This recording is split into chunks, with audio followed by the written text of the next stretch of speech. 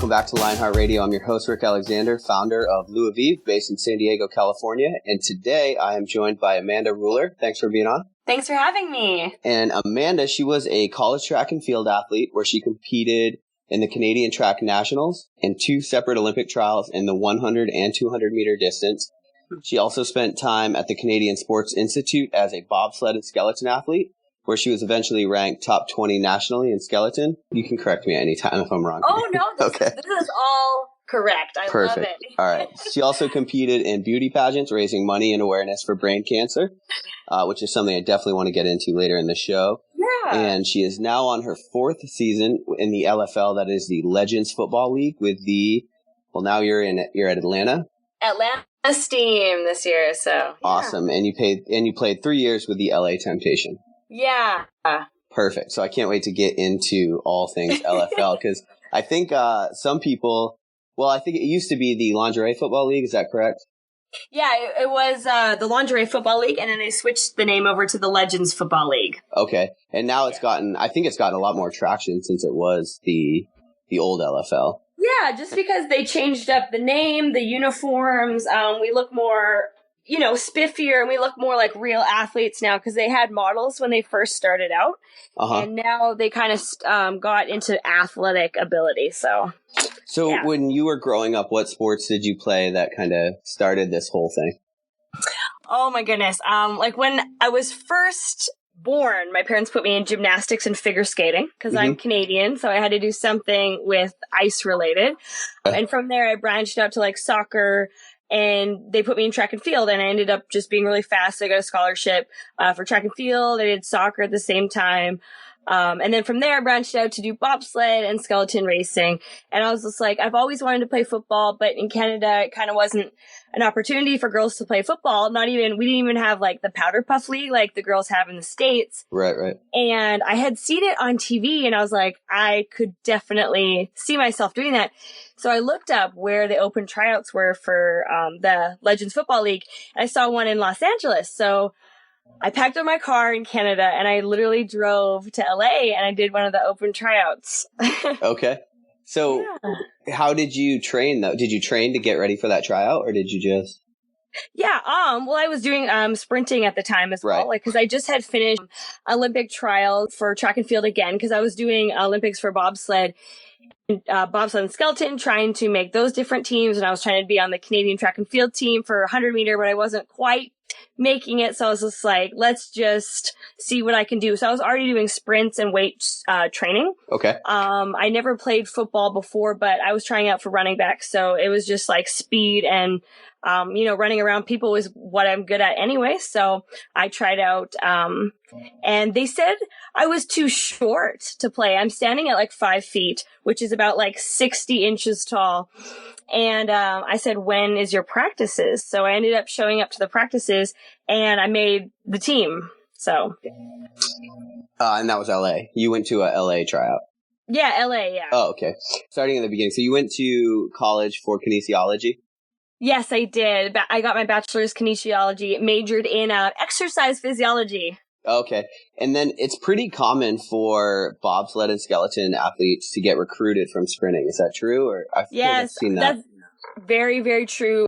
They take a lot of sprinters just because you have to be fast off the block to push the sled, because it's a very heavy sled. So it's about like 230 kg for the women's sled. And the boys is even bigger because they have 2 and 4 man. Okay. And they pick a lot of like CFL guys, like athletes that are like running backs, that are going to be really fast, but they pick a lot of sprinter girls that have experience in track and field. So, because bobsledding and some of those winter sports, they don't really have like a feeder program. So they just find people that are already athletic as adults, and they just... Yeah. You can't really start out growing up and being like, I'm going to push bobsled, because it's something you can't really train for, because it's just basically sprinting forward. And if you want to be a driver, you have to be old enough to understand how to drive a sled with it down the chute with different pressures going up and in the different lines. And it's quite difficult. So they want people that are just a little bit more mature in nature. Mm-hmm. That being said, for luge, which is feet first, you want to start younger because you don't see the track. So actually they have a sports school in Calgary that takes younger kids to start luge younger. So you want to be older for bobsled, like 25 plus, and you want to be young for luge, and skeleton's like right in the middle. So you can kind of start at any age. I always think when I have kids, I'm going to start them in an obscure sport where there's not a lot of people, so they can just crush it. If you want to do that, I would do skeleton for sure. Yeah. So for the listeners at home, skeleton it's like the ice luge except you're face first. Yeah, you're face first, which I also participated in because I'm so tiny. I was the exact weight for luge, where I was trying to gain a whole bunch of weight for bobsled. They had to add like some weight to our sled. But for skeleton, I was tiny enough, to push that sled at the right velocity to get the sled up to, going really fast. And then I was able to manipulate the sled through the oscillations to get a fast time. So that's interesting. So they need to look for somebody that's like the perfect power to weight ratio, for something like bobsled. Yeah. Yeah, that's cool. So when you got involved in that, what was the learning curve like? Like how much time did you have to spend training? Like just bobsled? Tons and tons. It was a full-time endeavor for me. Okay, so they paid you to do it? But no, it's just like any Olympic sport, they don't pay you. You have to pay your dues, and right, it has to be amateur. Earn a spot on the team, and then you get carded, which means you get funding, and funding's not a lot of money. So when you do get funding, you get just enough to buy your groceries, and that's about it. And then but all day you're training. You wake up, you're doing weights, sprints, training, and then you're going onto the ice and you're doing sled work, push work, and then you're going to do film. Which I know sounds funny for bobsled, but you have to watch where the bobsled's entering the track and exiting on every corner. Oh, wow. So it's like a lot of technique as far would it be similar to like Olympic weightlifting? As far as technique, there's a lot less ice involved in Olympic weightlifting, but there is a lot of technique involved. There's a lot of time in both sports, so I wouldn't compare, one to the other, but they're both technically sound in what they do. And I think people think that you can just walk into both of those types of events, because now because I had to do Olympic lifting for bobsled, I've actually started doing Olympic lifting full time, and it's super, super fun. Oh, okay. So very technically sound.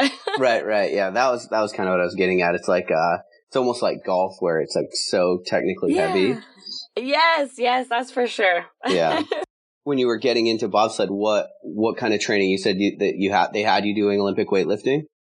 Yeah, so we would do, we wake up in the mornings and do, weights training, Olympic weightlifting, and then supplementary lifts kind of thing. We don't want to get too bulky. You just want to be fast. So you know what I mean? Like when you do a heavy weight with just fewer reps, 2 or 3 reps, because you just want to get those max lifts in.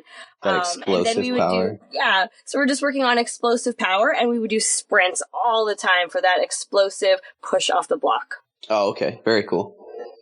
So how long did you do the bobsled thing for, or the winter sports? About 3 years I did winter sports, and then I transitioned over to football. Awesome. So what was that transition like? Learning how to play football and going through that whole thing? Definitely super fun, just because I've been a football fan my entire life. So it was pretty fun, to learn the different positions. I went from running back to wide receiver. Those are the 2 positions that I love playing. I even got a hand to try a little bit of corner, which was, it's actually super fun just to react to what's happening instead of just being like, okay, we have this play, we have to execute it this way. But just playing corner sometimes was super fun for me as well. So it was not too bad of a learning curve, just because, it's football and I'm a fan. So obviously I know the rules and regulations and how it needs to be played and how plays need to be executed. It was just, learning the plays and doing them over and over again until they get drilled in your head. Right. So is football big in Canada? CFL is really big in Canada, and everyone likes NFL, but the LFL is not. LFL is really big in the States. I have so many fans in the States, but when I come to Canada, no one knows what it is. Right. And because my friends don't get it, because I have all these people asking me for autograph pictures or little things like that, and they're like, why? You don't understand. And I'm just like, no, you guys, it's a huge thing in the States. Right. So you live up in Canada in the off season, and then you just come down to the States for the regular season? Yes, I do. Yeah, I live up in Saskatchewan. I don't know if you've ever been, but it is the coldest place on Earth sometimes of the year. We get up to like a negative 55 degrees Celsius. Is it east or west Canada? It's West Coast. It's actually central west. So we're right above Montana. So if you've ever been to Utah area, just keep going. Go past North Dakota and you'll find us. Gotcha. I'm from Maine, so when I was growing up, we would cruise up to Quebec because we could drink at 18. Nice. Yes, that is the drinking age here. That's right. So in the LFL, your other teammates, what kind of backgrounds have, like, it looks like a lot of CrossFit athletes if I'm just looking at it objectively from the outside, but what kind of athletes do you guys normally get?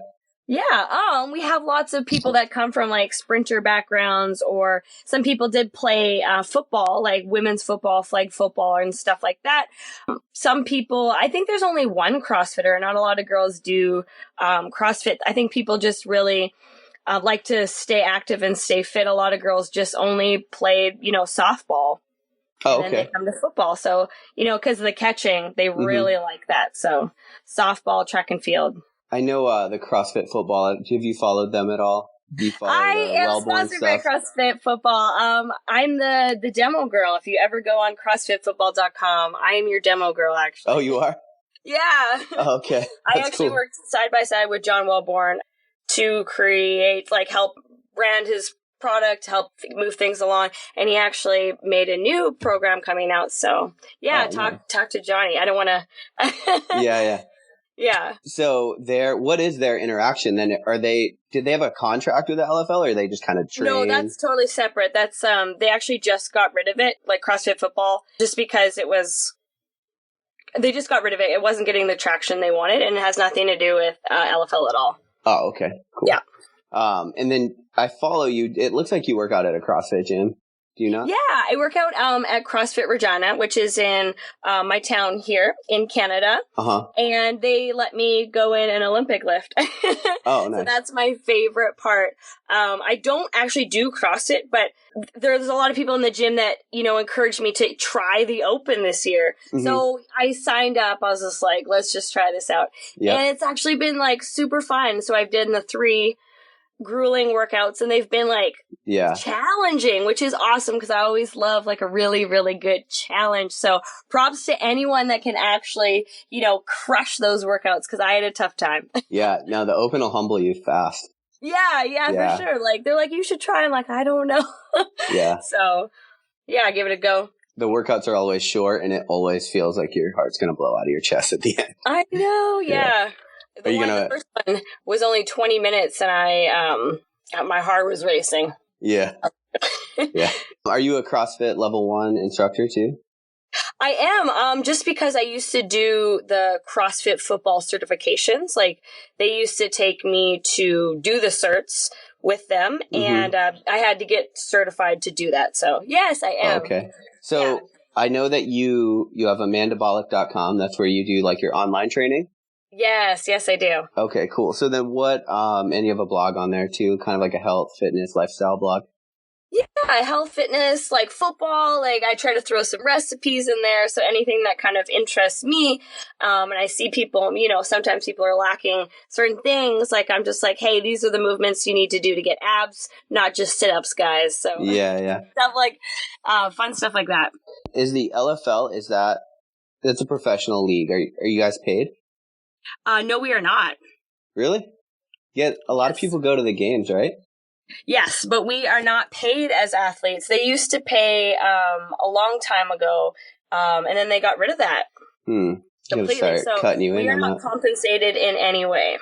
They got to start cutting you in on that. Yeah, that's okay. I actually use it to my advantage quite a bit because I do so much marketing on my end. People through Instagram, I'll be paid to post different things.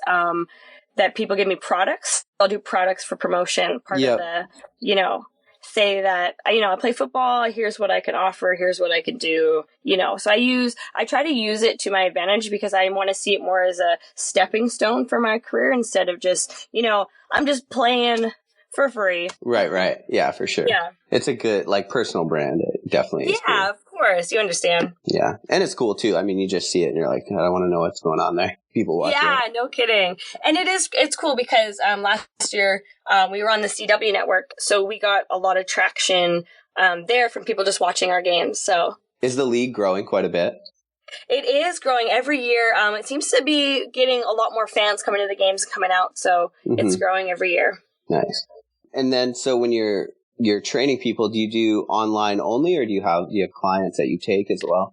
I do online right now just because I'm traveling so much. Like, I'm back and forth from the States all the time. I have a couple clients that I train personally in Regina here, but I don't have my own gym, which kind of sucks. So I do online. If you want to do transformation, I do Olympic lifting programs as well. I do a lot of athletic training. So I meet up with certain athletes. Like, when I'm in the States, a lot of football players will actually approach me for sprints and speed training, which is my wheelhouse. Oh, I love working with athletes. It's my favorite part. I also do, people that want to do weight loss. I make amazing meal plans for people that want to supplement their training. So yeah. How much schooling? So I know you said the kinesiology degree. Yeah. So I have my bachelor's of kinesiology. I have my CSCS, which is my certified strength and conditioning specialist. I have my CEP, which is on top of that, my certified exercise physiologist. I have my CPR, of course. I have my CPT, which is certified personal trainer. I think that's it. CPT is that the National Academy of Sports Medicine one? It is, yes. Oh, okay. Yeah, I made sure that I'm certified in both countries so that it transfers over. I'm at coaching level 2, so I can work with athletes, especially I'm my CrossFit level 1 and my CrossFit football. Oh, nice. Yeah, I think that there's a lot of trainers out there that aren't educated in the field, and it crushes my heart to see them, training people improperly. So I want to be as educated as possible. Yeah, for sure. So what does your training look like these days?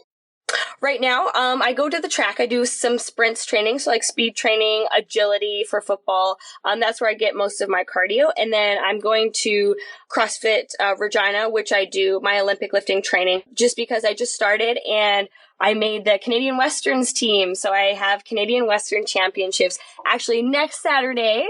So oh, nice. Gearing up for that. Yeah. Just excited to, increase my lifts and see what numbers I can put down. So yeah, for sure. That's cool. Right now, just after that competition, then I can just, relax and focus on football. But up until then, I'm just working on lifts. Right. What is the season if people want to watch it? It is May to September. Okay.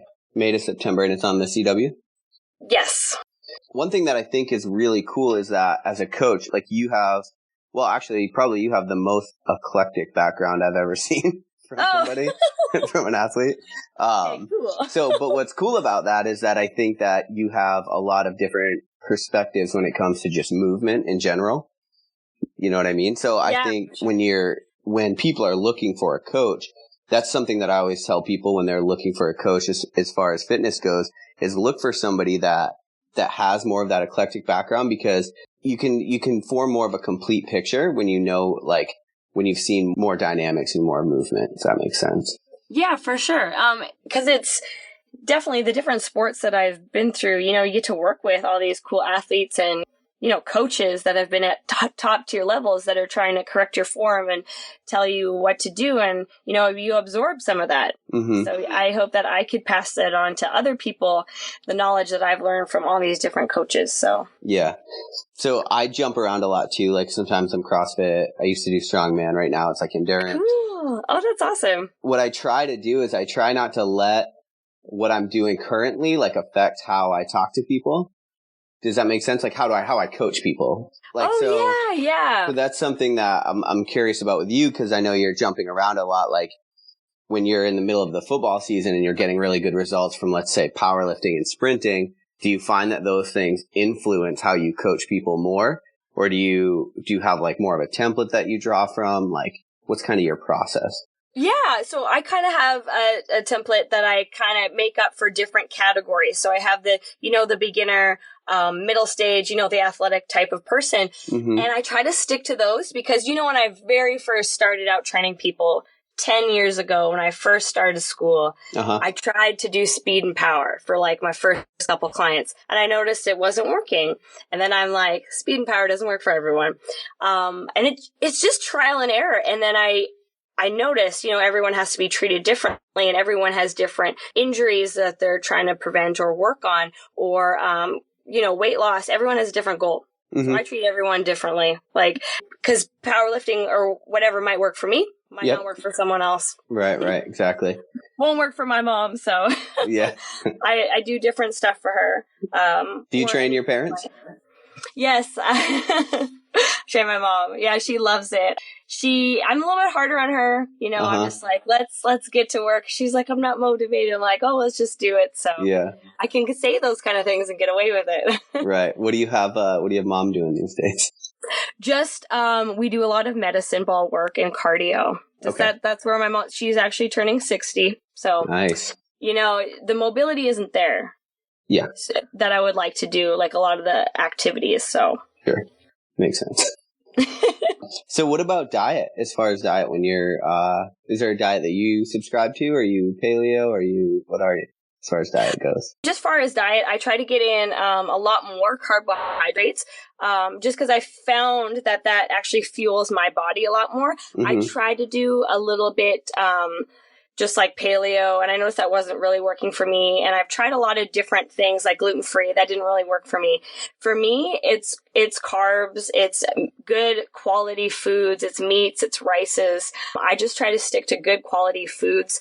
And then I have some sugar every now and then, like ice cream. I'm not afraid to have ice cream just because I'm working out so much and so hard that I've noticed that I need even more food than the regular or average girl needs. Yeah.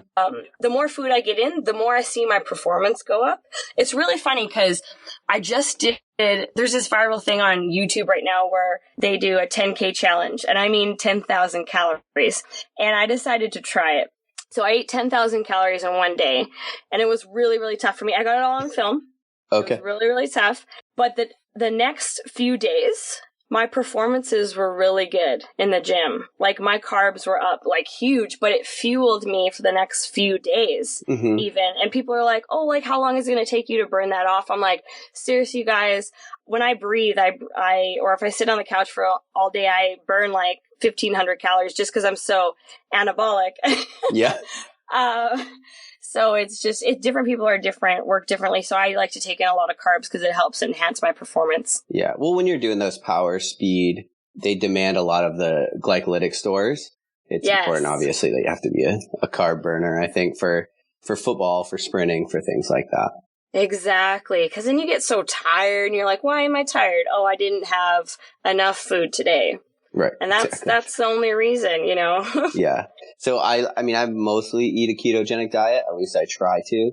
But when on the days that I'm going to Olympic lift, I always like carb load prior to. Nice. You get that same exact thing. It's like all of your carb stores are full and you're just like, you have like unlimited energy. Yes.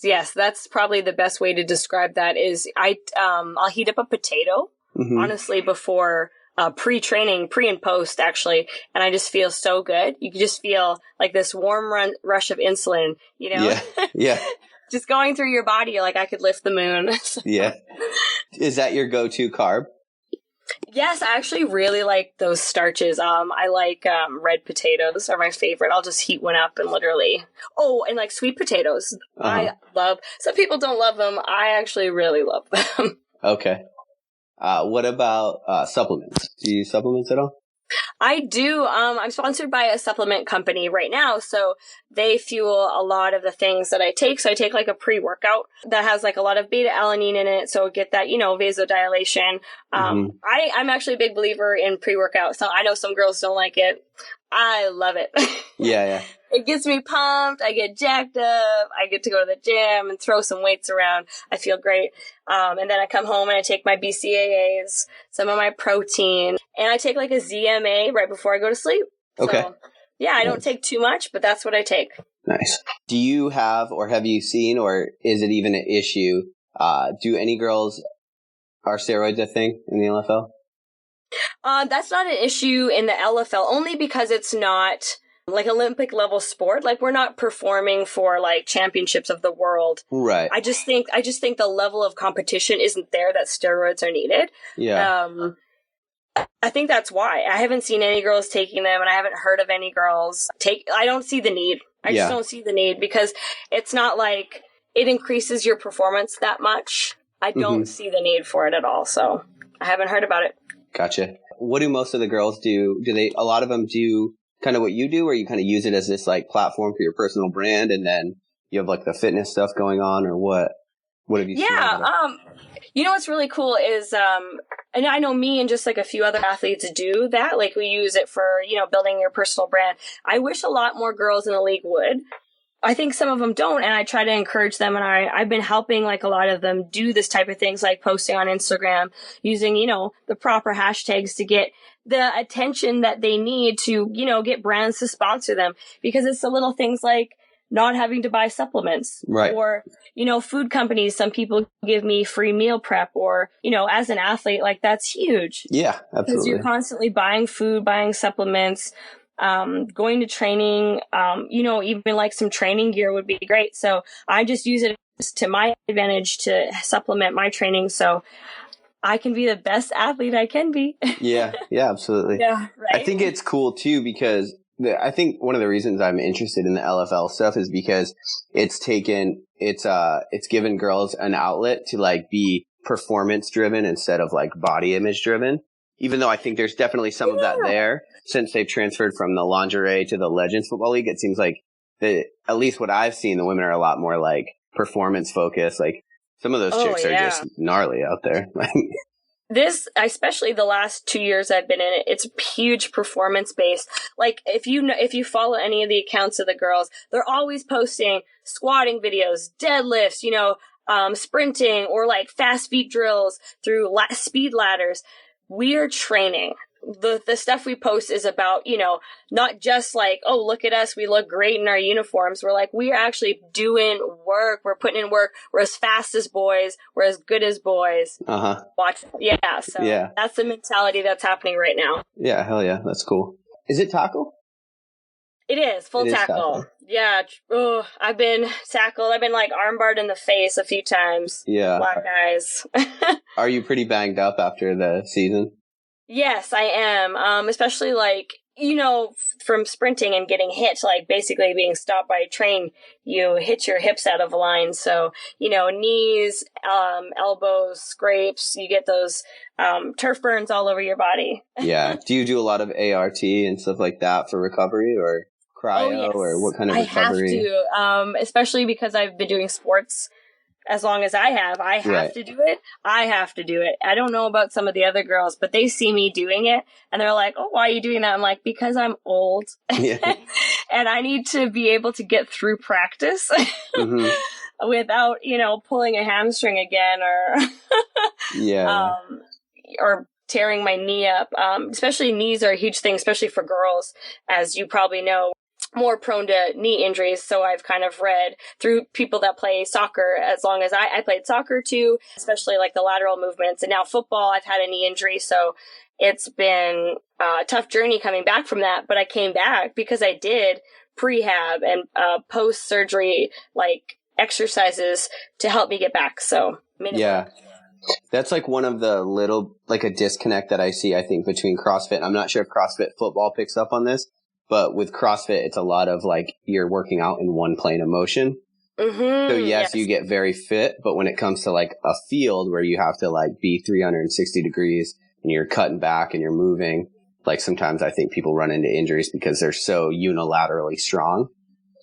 Yes. Have you seen a lot of that? Yes, I've seen that completely. Because some of the girls, if they'll just train CrossFit and they'll come to a practice, they go to turn to tackle someone, they tear a meniscus or, pop an ACL.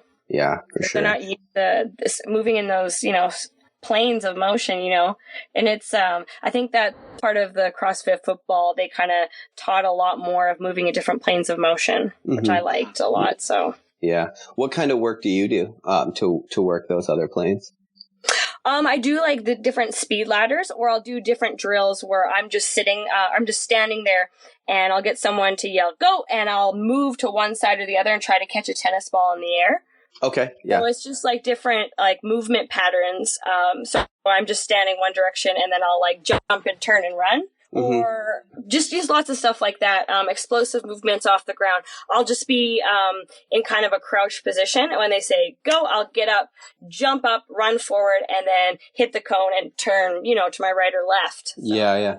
So like a lot of the basic football drills that work like reactionary time and like for sure. That's cool. Lots of reaction. yeah, of course. So switching gears a little bit, the beauty pageant stuff. So I don't remember exactly, but I was reading on your bio. You did pretty well with that. What kind of where did that all come in your life? I just decided, I thought it would be really, really cool to do a beauty pageant because I thought I'm really athletic, but I don't think people get to see the side of me. I also like to be creative and theatrical. Okay. As you probably can tell. So I just literally signed up last minute for like a beauty pageant within Canada here. And for my talent competition, I did a clean and jerk on stage. Did you really?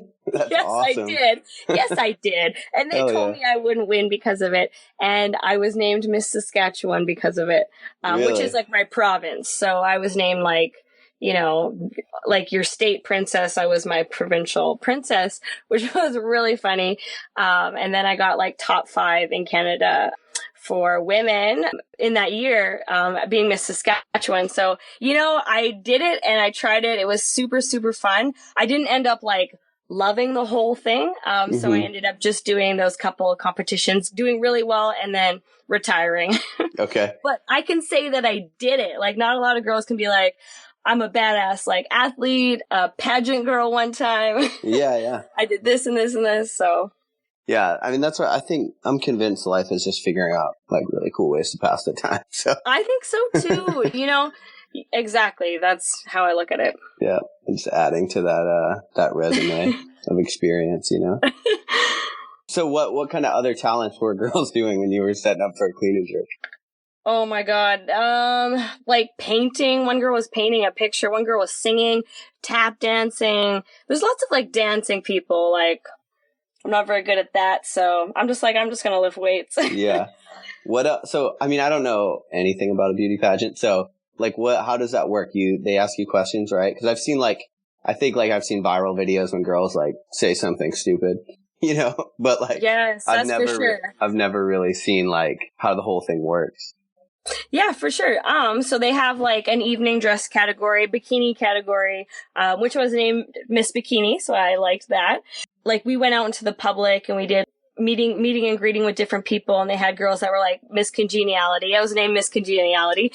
Nice. Because I didn't even know that was a real thing. Outgoing. No, I don't even throw that in my bio because like, that's just so small out of everything else I've done. Right. I ask you a question and you go like, yes, thank you for the question. They have to answer it on stage. And then they do a talent portion and then they judge it kind of over a couple days. So. Okay. Nice. Yeah. How much did you clean and jerk on stage? At the time I only did 175. Okay. Because I wasn't training for it at the time, like completely. So I just kind of put on a modest amount that I could do for sure. Yeah. I mean, I'd imagine that you want to like do something comfortable, right? You don't want to fail on clean and jerk. Exactly. I put on a tutu and I walked out there and I tried to I faked lift the weight and I couldn't. And then I ripped it off and swung it and then I lifted the weight. That's awesome. I wanted to portray that you don't have to be a princess. You can be a badass girl. Yeah, for sure. Do you have video of that? I don't because my mom came to watch me and my mom at the time was not very good with my iPhone and half the time her finger's over. I don't have a video, which makes me so sad. Yeah. So sad. That would be cool. Post that almost every week. Yeah. And then, because when you were doing it, you raised some money, right? Yes. For the Brain Cancer Foundation of Canada. How, do you want to talk about that a little bit? How did you kind of get involved in that? And yeah, no worries. So right before the pageant, because my dad was diagnosed with brain cancer and it took about a year. He actually finally, went into a coma and then he passed away. Mm-hmm. So I was just what can I do to help the community. I don't want anyone to feel as bad as I do right now. So I was like, I'm just going to enter a pageant. And they were like, you need to, present like something that you support. And I was just like, of course I'm going to pick the Brain Cancer Foundation of Canada. So I went out of my way to, do a couple fundraisers. I worked at Lululemon at the time, which is like this like athletic company. I did like a bike-a-thon in there. Yeah. Oh yeah. I did like a bike-a-thon in there, like to help raise money. Like people kept giving me money and I'd keep pedaling throughout the day. It was like people had to feed me as I was biking. So I tried to bike for like a few, I think I got up to like 6 hours straight of just bike. I had bathroom breaks, but like, as I was doing the day, so helped to raise money. I only raised like $3,000, but I still feel like that's a good contribution to something like that I could give. It wasn't something, they definitely need more, but I felt really good about, that. Yeah, for sure. And I think that's something that like, I don't know if it's a trait that like high performing individuals have or whatever, but some people like life happens to them and they kind of just take it on the chin and they try to react however they can. And then some people are like, what can I do? Like, how can I fight back? How can I get involved? And so it's really cool that for you to like be going through this, you're like, how can I help out this community that's like affected me so much? Yeah, it makes me so like every time my birthday comes around, I go on my social media. I'm like, you guys need to just, instead of getting me a gift, like donate to the Brain Cancer Foundation, because I'd feel better, because I don't feel good like receiving things when there's other people in need. Like I feel like if that's just people, like something happened to me and I just was like, how can I help others so this doesn't happen again? Yeah, absolutely. Yeah, for not sure. like I'm just sitting here, drinking every day and just dwelling on the situation. Actually just wanted to learn from the situation and make it better. Yeah, for sure. So what do you have going on that you're kind of like most excited about now? Are you going to stick with LFL for a while, or is there a new sport in the horizon? Yeah, definitely. I'm going to do LFL, I think, for next year. And then just because I just started Olympic weightlifting, I did pretty good at it. So I'm going to see how Westerns goes. And then, you know what? I would love to keep competing in that just because of the new community. Everyone's like, wow, you're like doing so well. And I actually secretly really love it because the movements are so complex. It's so challenging to me. I would love to start doing that a little bit more. Yeah, I think Olympic weightlifting is it's like powerlifting combined with golf. Yeah. Right? You have to be strong and you have to think about every single part of the technique, you know what I mean? That's so true. Yeah. All right, cool. How can people like follow along with you and kind of see what you're up to these days? Yeah, you guys can definitely find me on my website, amandabolic.com. You guys can find me on YouTube. It's just youtube.com/amandabolic. You guys can find me on Instagram at Amanda Ruller. You can find me on Twitter at amandabolic. Tweet me. Let me know. Instagram me. Let me know if you guys need help with anything. I am here for you. What kind of videos do you have on your YouTube channel? I just posted my 10K challenge. Oh, did you? I did. And I have a lot of like fitness motivation videos, which have got a lot of traction. So I'm like really excited. I just trained at Drake Stadium when I was in LA last week. So I'm just posting a track video. Oh, nice. For like sprints warm up, a sprints progression warm up. So, just like trying to help people that, just need some extra motivation for lifting or whatever they need. And I want to do more nutrition videos. I think that would be great. Well, I think 10,000 calories in a day was a good place to start with those. It was. No, it got so many people like being like, whoa, what do you eat regularly? Like, I actually am really surprised with it. I got a whole bunch of views on it. So I'm like, hopefully it gets a little more viral. Yeah. What did you eat that day? Like, what were the 10,000 calories? Oh, I woke up and have you ever been to Trader Joe's and got cookie butter? Yes. Okay. So I had 12 scoops of cookie butter. Because for every scoop, it's 90 calories. Okay. So I started out with that and I had a large pizza from Pizza Hut, which was like 2,400 calories. Meat lovers, of course. And I went to like Fuddruckers and I got like the All-American burger, which was like 1,500 calories with like the drizzle squirt cheese or whatever. And bacon. Extra bacon, and I had like poutine chips, and I had like a big milk Kinder Surprise egg, which is just a chocolate egg with a toy inside. It was like 500 calories. Oh, damn. And wait, so what is this now? It's an egg? A Kinder Surprise. So it's like a Swiss chocolate treat, which is like super, like they have it around Canada. Okay. So it's like this big, and you literally open it up, like it's a chocolate egg, and you open it up and there's a prize inside that you can play with. It's something always just super little. Okay. But the outside is just so milky chocolate, and it's like 500 calories. Okay. So I had one of those, and then I ate some like candies, some like Sour Patch watermelons, and like that was like it. And it was a lot of food, so. I bet. That sounds crazy. Okay, so the Lionheart Kicker, this is the final question. We're kind of, we're throwing this in every single episode. If you could give advice if you could give any kind of advice that you wanted, and it was guaranteed that everybody in the world would hear this piece of advice, what would you say? Live your life to the fullest. Don't stop until your dreams become reality. Everybody has a goal. Make it happen. I don't care how many people say you can't or say that you shouldn't. Make it happen. Let me ask you this. When you were growing up, did you have a specific dream to like be a professional athlete, or do you think that you kind of iterate on that every year and like go after what you like? Ever since I was born, I wanted to be a professional athlete in any capacity, and I like literally made it happen. I was living in Calgary, no money, trying to be on this Olympic bobsled team, and I made it happen. Like you make it happen no matter what. Like I just wanted to be an athlete my entire life, and I'm still doing it. I just turned 29 and I'm still doing it, and I made it this far. So I didn't come this far to only go that far, or whatever those people say. I think they know what you mean. Yeah. But that's my dream, and honestly, like I'm doing it. It doesn't make the most money, but I love it. Yeah. It's admirable. I think at the end of the day, that's all you can ask for. Yeah, exactly. Awesome. Well, thanks for being on. Yeah, no worries. Thanks for having me today. Thanks, guys. Thanks for listening to Lionheart Radio. Subscribe on iTunes and Stitcher Radio. And don't forget to give us a 5-star rating. For all of your supplement needs and for show notes, visit luaviv.com.